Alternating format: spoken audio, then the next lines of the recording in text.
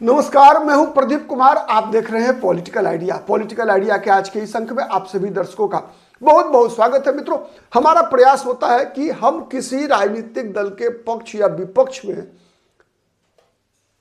एक narrative building का काम नहीं करें, बल्कि जो देश के पक्ष में है, ठीक है, हमारा प्रयास है उस धारा को मजबूत करना जहां लोग अपने राजनीतिक दल और अपने पसंद के राजनीतिक दल के नेता की तुलना में राजनीति को सबसे पहले स्थान पर रखें। राजनीति किसके लिए? तो राजनीति राज्य के, देश के लिए नहीं। तो चलिए, भारत प्रथम हम मानते हैं, इसीलिए हमें ना काहू से दोस्ती ना काहू से बैर। मतलब हम राजनीति को समझने वाले लोग कि राजनीति है क्या दरअसल, क्योंकि राजनीति मेरे अनुसार वह चीज है जहां पर हर राजनीतिक दल साम दाम दंड और भेद का उपयोग करता है, और वो राजनीतिक दल ज्यादा पवित्र होगी, ज्यादा प्रभावी होगा जिस पर जनता का जितना ज्यादा नियंत्रण होगा। तो चलिए, ये बात यहीं से शुरू करते हैं। मुझे लगता है कि कई बार मेरे वीडियो के भी आलोचक होते हैं जो कई प्रकार के सवाल करते हैं, तो मैंने 2 लाइन में आपको जवाब देने का प्रयास किया। अगर आप समझ सके तो ठीक, नहीं तो फिर आप कमेंट कीजिए, मैं दोबारा समझने और समझाने का प्रयास करूंगा। मित्रों, आज इस वीडियो में हम बात कर रहे हैं कि क्या कांग्रेस पार्टी के अंदर नरेंद्र मोदी कांग्रेस का जन्म हो चुका है? क्या शशि थरूर के माध्यम से नरेंद्र मोदी कांग्रेस पार्टी के अंदर एक विभाजन कराना चाहते हैं? क्या है मकसद? तो सबसे पहले समझिए कि अभी ये जो हंगामा बरपा है वो उसकी शुरुआत क्या हुई है। हंगामा की शुरुआत आज से नहीं हुई है, बल्कि 2025 की शुरुआत से ही हुई है। लेकिन अभी तत्काल जो ये हंगामा मचा है उसके पीछे है कि राहुल गांधी को जब रूस के राष्ट्रपति व्लादिमीर पुतिन के भारत दौरे के दौरान एक प्रोटोकॉल रहा है, एक परंपरा रही है कि जब कभी भी इनके सम्मान में एक भोज का आयोजन हो या फिर जितने भी विदेशी बड़े नेता आते हैं देश के अंदर दौरे पर, तो फिर उनकी मुलाकात विपक्ष के नेताओं से भी कराया जाता है। लेकिन इस बार उस परंपरा को तोड़ दिया गया, यहां तक कि राष्ट्रपति के द्वारा आयोजित किए गए डिनर में, स्वागत समारोह में भी विपक्ष के नेता दोनों सदन में, चाहे वो लोकसभा में राहुल गांधी हो या राज्यसभा में मल्लिकार्जुन खड़गे हो, इन दोनों में से किसी को भी आमंत्रित नहीं किया गया। बदले में क्या हुआ? बदले में शशि थरूर को बुलाया गया, कांग्रेस के वो सांसद जो लगातार विगत 6 महीने से आप देखेंगे कि एक तरफ मोदी की हर उस एक्शन का समर्थन करते हुए नजर आते हैं, मोदी की बात बात पर प्रशंसा करने का कोई भी मौका चूकता हुआ नहीं दिखना चाहते। वहीं कांग्रेस पार्टी को, राहुल गांधी को, सोनिया गांधी को मुद्दों पर, अलग अलग मुद्दों पर घेरते नजर आते हैं। न केवल सोनिया गांधी, राहुल गांधी, बल्कि घेरने का काम उदाहरण देकर ये पंडित जवाहरलाल नेहरू से भी शुरू कर देते हैं। कैसे? मैं कुछ विषय आपके समक्ष रखना चाहता हूं, तो फिर आपके समक्ष स्पष्ट होगा ये बातें कि कैसे इसका मकसद क्या है। 3 बातें हो सकती है। क्या शशि थरूर अपना व्यक्तिगत चेहरा चमकाना चाहते हैं? एक दूसरा, क्या शशि थरूर कांग्रेस छोड़कर बीजेपी में शामिल होना चाहते हैं? तीसरा, क्या शशि थरूर न अपना चेहरा चमकाना चाहते हैं? चेहरा तो चमकता ही है उनका। वो कांग्रेस छोड़ना चाहते, बीजेपी में शामिल होना चाहते हैं? तो नहीं, इसका जवाब संकेत नहीं मिल रहा है कि वो बीजेपी में शामिल होंगे, क्योंकि बीजेपी में शामिल होते ही शशि थरूर न बीजेपी के काम के रह जाएंगे, बीजेपी के भी काम के नहीं रह जाएंगे, और शशि थरूर को कोई फायदा नहीं होगा। तीसरा है, क्या शशि थरूर कांग्रेस में विभाजन कराना चाहते हैं? तो इन्हीं 3 पर हम केंद्रित करते हैं। तो उससे पहले हम जानते हैं कि शशि थरूर ने क्या किया है आज तक। ठीक है, सबसे पहला आप देखिए, आज से 3-4 महीने के अंदर क्या क्या काम हुआ है। शशि थरूर ने एक लंबा लेख लिखा था, ठीक है, और उस लंबे लेख में वंशवादी राजनीति के सहारे जवाहरलाल नेहरू और इंदिरा गांधी को जबरदस्त घेरा था और कहा था कि भारत में राजनीति प्राइवेट लिमिटेड कंपनी की तरह हो गई है, जहां पर नेता का बेटा ही उस पार्टी का उत्तराधिकारी होता है। तो अब कांग्रेस पार्टी में रहकर, कांग्रेस का सांसद रहकर इस प्रकार का लेख लिखना, उदाहरण देना जवाहरलाल नेहरू का, किस बात की तरफ इशारा है आप समझ सकते हैं। इशारा केंद्र में कौन है कहने की आवश्यकता नहीं है कि सबसे पहला शशि थरूर के लिए निशाना कौन होगा, राहुल गांधी, सोनिया गांधी। आपको एक बात याद दिला दूं, शशि थरूर वही व्यक्ति हैं जिन्होंने मल्लिकार्जुन खड़गे के खिलाफ कांग्रेस पार्टी के अध्यक्ष का चुनाव लड़ा था और मल्लिकार्जुन खड़गे से हार गए थे, इसलिए कि सोनिया गांधी और राहुल गांधी का आशीर्वाद मल्लिकार्जुन खड़गे के साथ था, समर्थन गांधी परिवार का समर्थन मल्लिकार्जुन खड़गे को मिला था, शशि थरूर को नहीं मिला था। यहां तक कि शशि थरूर ने यह भी लिखा कि वंशवादी राजनीति के सामने योग्यता और क्षमता का वर्तमान राजनीति में कोई महत्व नहीं है। मतलब खुद को योग्य, खुद को क्षमतावान बताने का इशारा किया, साथ ही मल्लिकार्जुन खड़गे को ये दिखाने का प्रयास किया कि मल्लिकार्जुन खड़गे जो कांग्रेस के अध्यक्ष बने हैं वो सोनिया गांधी और राहुल गांधी के प्रसाद पर्यंत इनके पास अध्यक्ष बनने की कोई योग्यता नहीं है। ये बातें स्पष्ट उस लेख के माध्यम से जब आप पढ़ेंगे तो फिर वो आपको दिख जाएगा। दूसरा उदाहरण क्या है शशि थरूर का कि राजनीति की दिशा क्या है, उस दिशा को देखने के लिए देखिए कि इन्होंने आडवाणी की तुलना नेहरू और इंदिरा गांधी से की। आडवाणी की तुलना करते हुए कहा कि केवल एक रथ यात्रा के कारण, केवल एक सोमनाथ से अयोध्या की रथ यात्रा के कारण लाल कृष्ण आडवाणी को आप सांप्रदायिक नहीं कह सकते।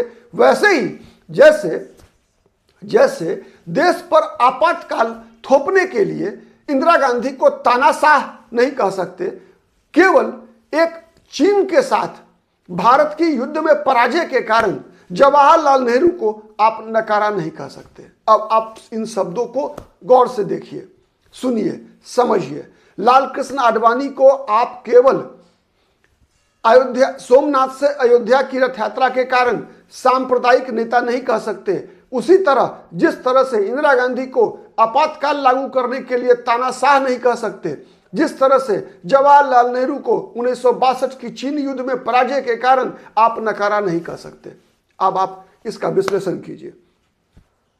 आपातकाल के दिनों में इंदिरा गांधी के कई कामों को, चाहे वो जबरन नसबंदी का हो, चाहे दिल्ली में तुर्कमान गेट पर का मामला हो, चाहे एक गैर संविधानेतर व्यक्ति के रूप में संजय गांधी की शक्तियों की चर्चा करना, कई गोष्ठियों में, कई सेमिनारों में शशि थरूर द्वारा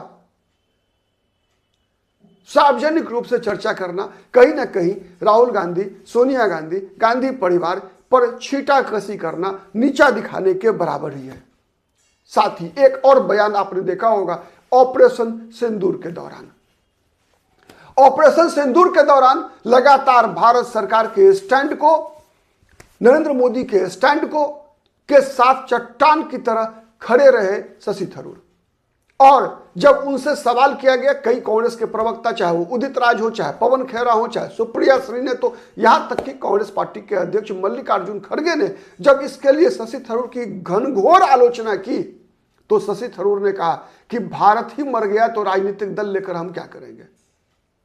मतलब शशि थरूर ने कहा कि कांग्रेस वालों को जो सोचना है सोचो, हमारे लिए तो देश सबसे पहले है। हम उसी प्रकार से, इसीलिए जब कभी भी देश को, इस भारतवर्ष को शशि थरूर की आवश्यकता होगी, शशि थरूर खड़ा मिलेगा। और शशि थरूर ने इस बात को दिखाया भी।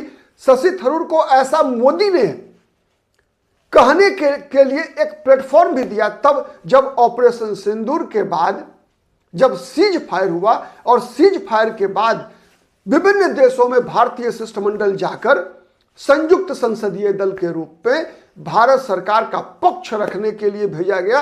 और उसमें एक ऐसी यूनिट, एक ऐसा दल जिसे महत्वपूर्ण देशों में जाना था, अमेरिका जैसे महत्वपूर्ण देश में, वहां उस टीम का नेतृत्व करने के लिए शशि थरूर का चुनाव करना, तब जब कांग्रेस अपने सांसदों के लिए को इससे अलग रखने का फैसला कर चुकी थी, तब कांग्रेस पार्टी की तरफ से जो दो प्रमुख सांसद इस शिष्टमंडल का नेतृत्व करने को तैयार थे, वो थे शशि थरूर और दूसरा मनीष तिवारी। तो चूंकि आज हम शशि थरूर की बात कर रहे हैं, तो शशि थरूर का जो परफॉर्मेंस था उसका उल्लेख नरेंद्र मोदी ने भी कई बार किया, प्रशंसा की नरेंद्र मोदी ने भी शशि थरूर की। ठीक है, मतलब शशि थरूर का कद बढ़ाने का प्रयास लगातार नरेंद्र मोदी की तरफ से भी कैसे किया जा रहा है, इस बात को आप गौर से देखते रहिए। ठीक है, कि जब कभी भी मौका मिल रहा है विपक्ष को रिप्रेजेंट करने का, विपक्ष को रिप्रेजेंट करने का, हर उस मौके पर गांधी परिवार के बदले, राहुल गांधी के बदले, मल्लिकार्जुन खड़गे के बदले, सोनिया गांधी के बदले भारत सरकार नरेंद्र मोदी शशि थरूर को प्रमोट कर रही है, राहुल गांधी के बदले प्रमोट कर रही है। यह मिशन मैं दिखाना चाहता हूं आपको। ठीक है, और इसीलिए ट्रंप टैरिफ पर भी आपने देखा, ट्रंप टैरिफ पर भी जो भाषा, जो लहजा नरेंद्र मोदी की सरकार के मंत्रियों का था, उसी लहजे में बात कर रहे थे शशि थरूर भी।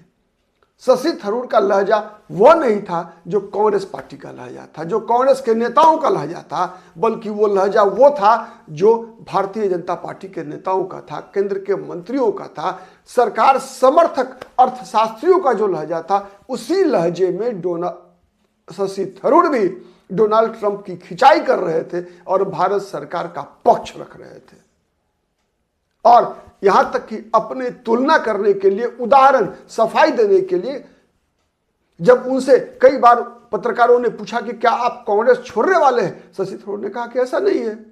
उदाहरण पहले निकाल कर लेकर आए, फारूक अब्दुल्ला का उदाहरण निकाल कर लेकर आए, जब राजीव गांधी के शासनकाल में अटल बिहारी वाजपेयी को भारत का प्रतिनिधिमंडल का नेता बनाकर यूएनएचआरसी में भेजा गया था, संयुक्त राष्ट्र संघ सुरक्षा परिषद में भेजा गया था पीवी नरसिम्हा राव के कार्यकाल के दौरान।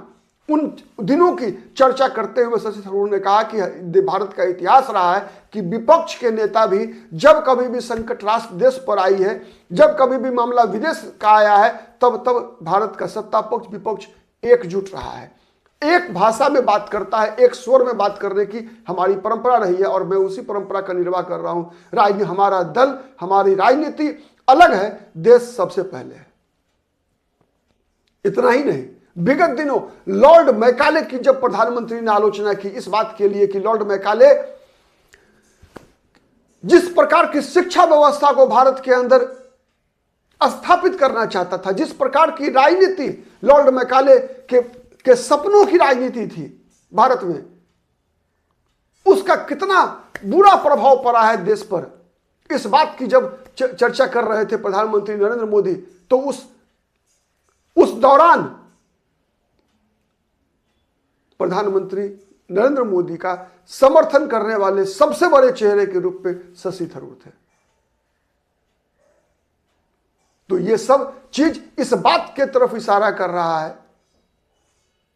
कि शशि थरूर अपना कद कांग्रेस पार्टी के अंदर,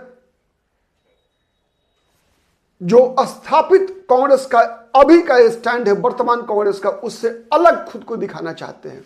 लेकिन सवाल है, अब आते हैं पुराने सवाल पर कि क्या शशि थरूर बीजेपी में शामिल होंगे? तो मेरे अनुसार तो नहीं होंगे। इसलिए नहीं होंगे कि जिस राज्य के वो रहने वाले हैं शशि थरूर,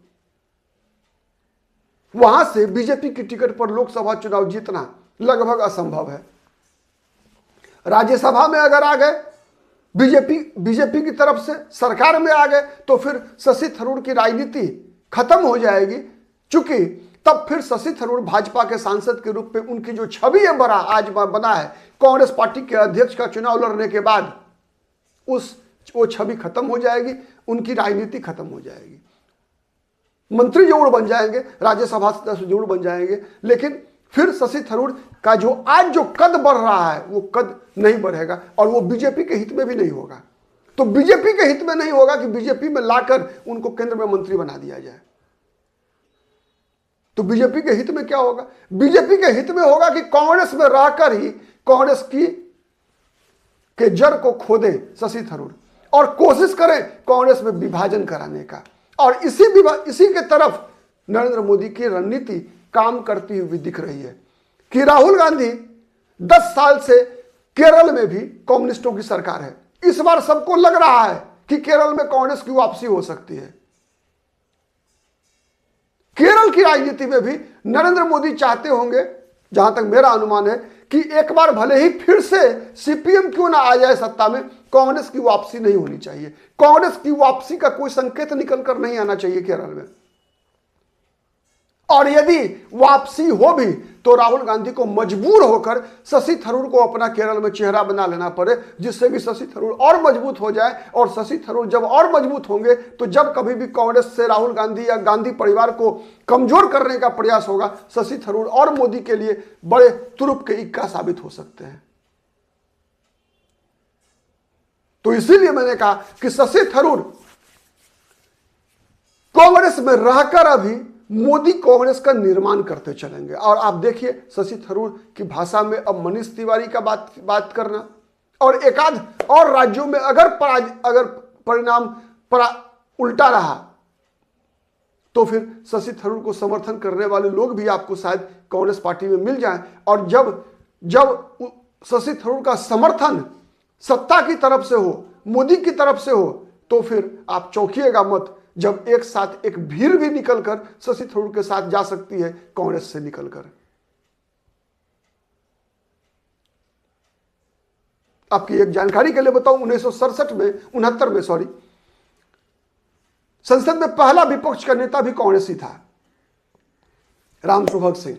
ठीक है, तो क्या आने वाले दिन में एक ऐसे कांग्रेस का निर्माण करवाने का प्रयास होगा नरेंद्र मोदी का, जो शशि थरूर के नेतृत्व में काम करे?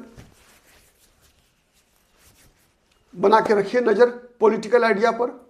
हम तो हर खबर पर हमारी नजर होती है और उसको आपके समक्ष समझने और समझाने का प्रयास एक अलग नजरिए से होता है, जिसमें किसी भी पार्टी का हित नहीं बल्कि राजनीति का हित हमारे लिए सबसे पहले होता है। आज के लिए इतना ही। बहुत बहुत धन्यवाद। नमस्कार।